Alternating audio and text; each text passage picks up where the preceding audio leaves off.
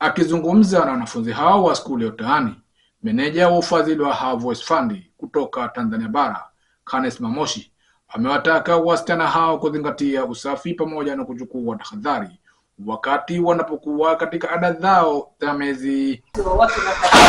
Sisi sio kama wanaume, tunajua maumbile yetu ni tofauti na wanaume.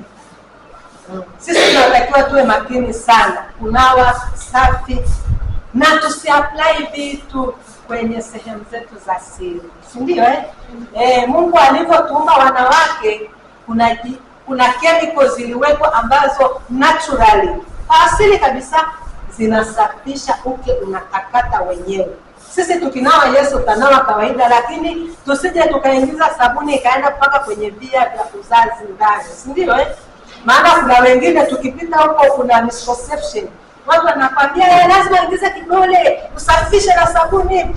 Kumbe tunaharibu, tunaua zile chemical ambazo Mungu ameziweka. Tunatakiwa tusafishe hapa juu, tutakate vizuri. Huku ndani tuache zile chemical zijisafishe zenyewe. Mapema mratibu wa jumuiya ya kupunguza umaskini na kuboresha maisha ya watu People Huda Pemba, Saidi Mbarko Juma, amesema lengo la kuanzisha klabu hiyo ya kijinsia skuli ya Utaani imelenga kufikisha ujumbe kwa jamii kuhusiana na umuhimu wa afya ya uzazi kwa wanawake na jamii wanapokuwa mitaani. Sasa hii elimu ambayo tunaitoa ni kwamba inaenea katika maeneo tofauti, na hawa tuliwachagua kulingana na mazingira yao wanaoishi hapa Tanzania.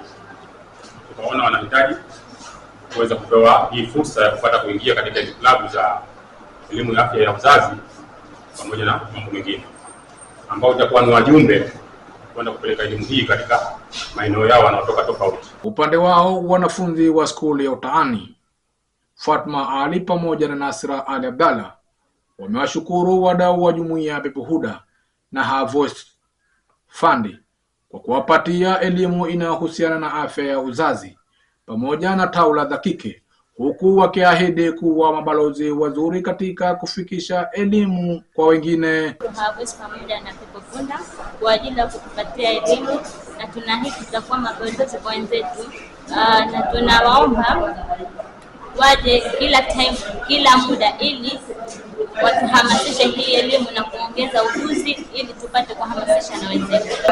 Na Her Voice Fund kuja kwetu kuja kupunguza nasie.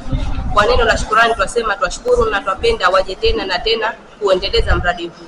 Ripoti kutoka Kisiwani Pemba, ni mimi Maulid Hamisi.